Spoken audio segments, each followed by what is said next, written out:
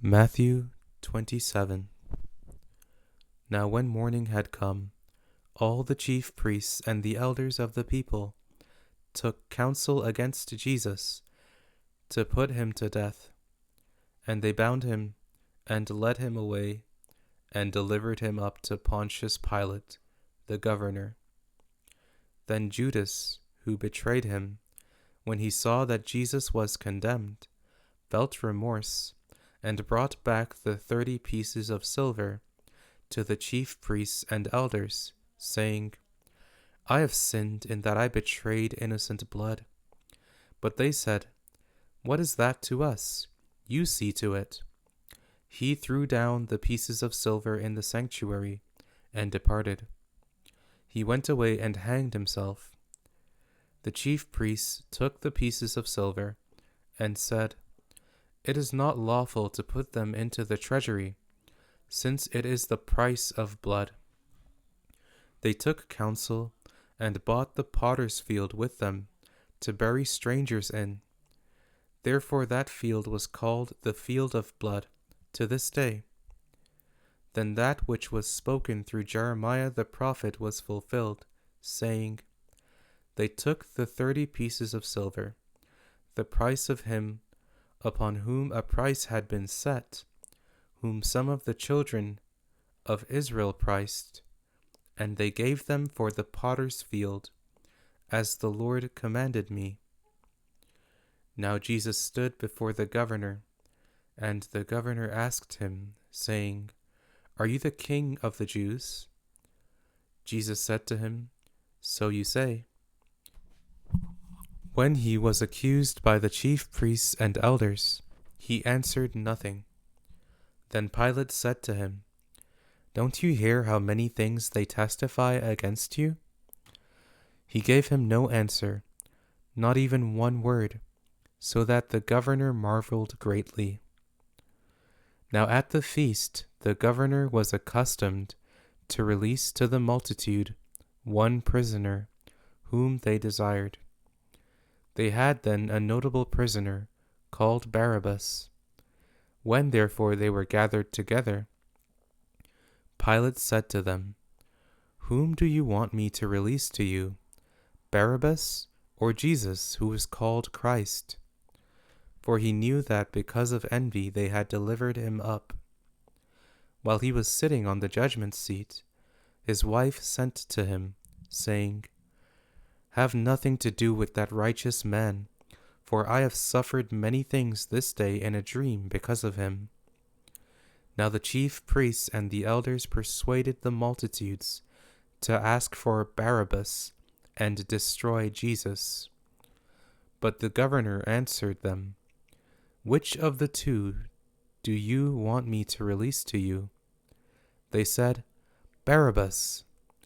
Pilate said to them, What then shall I do to Jesus, who is called Christ? They all said to him, Let him be crucified. But the governor said, Why? What evil has he done? But they cried out exceedingly, saying, Let him be crucified.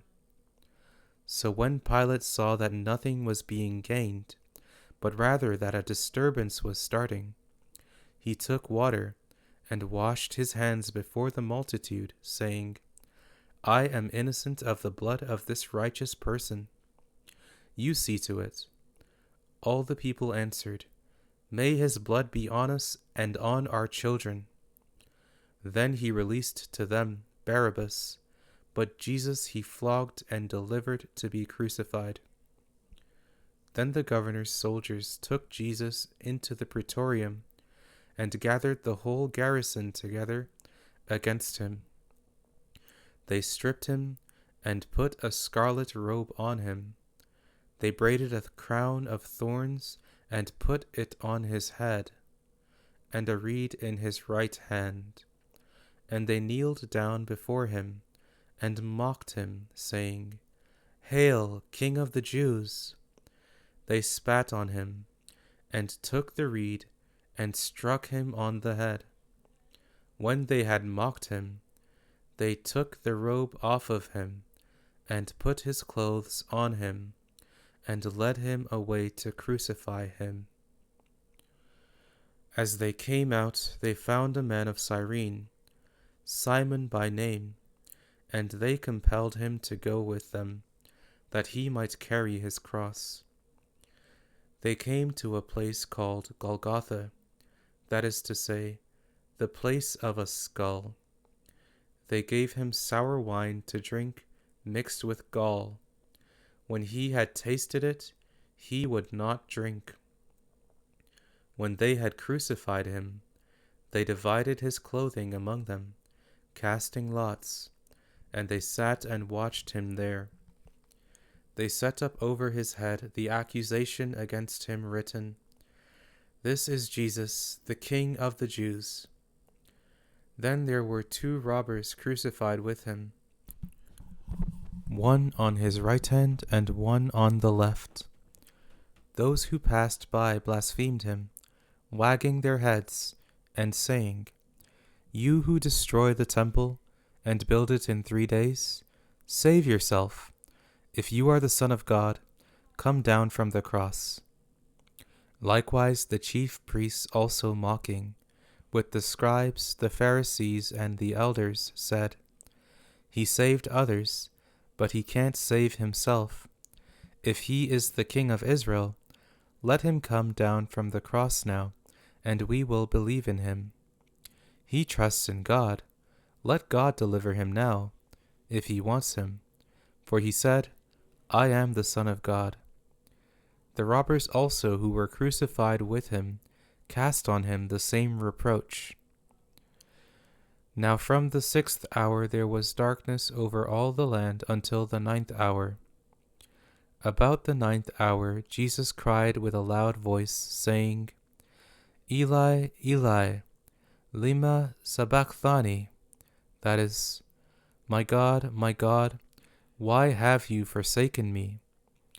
Some of them who stood there when they heard it said, "This man is calling Elijah."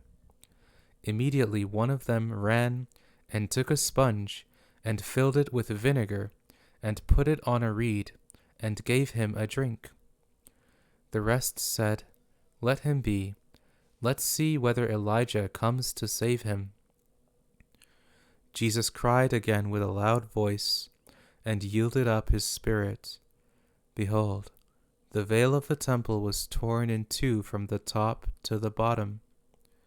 The earth quaked and the rocks were split. The tombs were opened, and many bodies of the saints who had fallen asleep were raised. And coming out of the tombs after his resurrection, they entered into the holy city and appeared to many. Now the centurion and those who were with him, watching Jesus, when they saw the earthquake and the things that were done, feared exceedingly, saying, "Truly this was the Son of God." Many women were there watching from afar, who had followed Jesus from Galilee, serving him. Among them were Mary Magdalene, Mary the mother of James and Joseph, and the mother of the sons of Zebedee. When evening had come, a rich man from Arimathea named Joseph, who himself was also Jesus' disciple, came. This man went to Pilate and asked for Jesus' body. Then Pilate commanded the body to be given up. Joseph took the body and wrapped it in a clean linen cloth, and laid it in his own new tomb, which he had cut out in the rock, and he rolled a great stone to the door of the tomb, and departed. Mary Magdalene was there, and the other Mary sitting opposite the tomb. Now on the next day, which was the day after the preparation day, the chief priests and the Pharisees were gathered together to Pilate, saying, "Sir, we remember what that deceiver said while he was still alive. After 3 days I will rise again. Command, therefore, that the tomb be made secure until the 3rd day, lest perhaps his disciples come." at night and steal him away, and tell the people, 'He is risen from the dead,' and the last deception will be worse than the first." Pilate said to them, "You have a guard.